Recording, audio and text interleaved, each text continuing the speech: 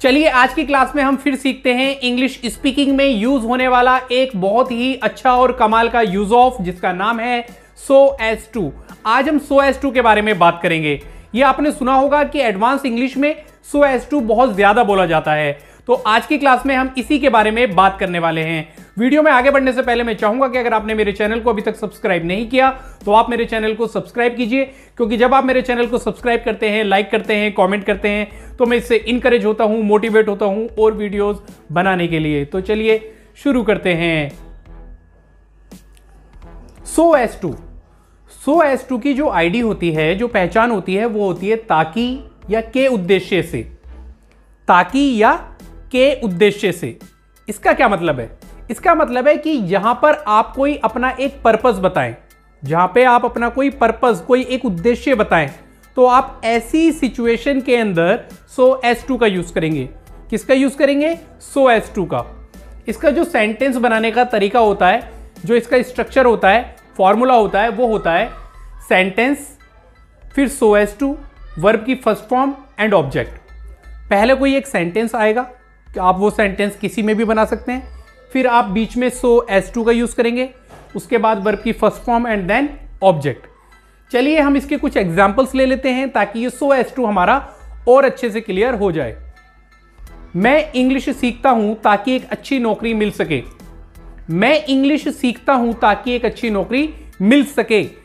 तो यहां पर जो आपका पर्पस है इस सेंटेंस में, जो आपका उद्देश्य है, वो क्या है कि मैं इंग्लिश सीखता हूं ताकि एक अच्छी नौकरी मिल सके। तो वो जो अच्छी नौकरी मिलना है वही उद्देश्य है, वही पर्पस है। तो बनाएंगे I learn English so as to get a better job. I learn English so as to get a better job. चलिए कुछ और एग्जाम्पल्स ले लेते हैं। उन्होंने बहुत से प्लान बनाए ताकि चोर को पकड़ सके। उन्होंने बहुत से प्लान बनाए ताकि चोर को पकड़ सके। उनके वो जो प्लान्स बनाने थे, उसका जो उद्देश्य था, पर्पस था, वो था चोर को पकड़ना। तो आ गई ना वही सिचुएशन, उद्देश्य वाली, पर्पस वाली। तो बनाएंगे, इसकी इंग्लिश होगी they made many plans so as to catch the thief. They made many plans so as to catch the thief. चलिए इसका एक नेगेटिव एग्जाम्पल भी ले लेते हैं। वह वहां से भाग गया ताकि किसी मुसीबत में ना पड़ जाए। वह वहां से भाग गया ताकि किसी मुसीबत में ना पड़ जाए। तो यहां पर पर्पस क्या है, यहां पर उद्देश्य क्या है? ताकि किसी मुसीबत में ना पड़ जाए। तो वो वहां से भाग गया, वह वहां से भाग गया ताकि किसी मुसीबत में ना पड़ जाए। तो उसका जो पर्पस है वो ये है कि किसी प्रॉब्लम में ना जाए, किसी मुसीबत में ना पड़ जाए। तो इसकी इंग्लिश बनाएंगे he ran away from there so as not to get into any trouble. He ran away from there so as not to get into any trouble। वह सिनेमा जाएगी ताकि मूवी देख सके।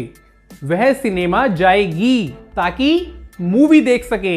तो इसकी इंग्लिश होगी she will go to cinema so as to watch movie। she will go to cinema so as to watch movie। so as to के बारे में आपने जाना कि इसके अंदर हम कोई उद्देश्य, कोई एक पर्पस बताते हैं, और इसका बनाने का तरीका सेंटेंस का ये होता है कि पहले कोई सेंटेंस आएगा, फिर सो एज टू, फिर वर्ब की फर्स्ट फॉर्म एंड ऑब्जेक्ट। बहुत सिंपल है।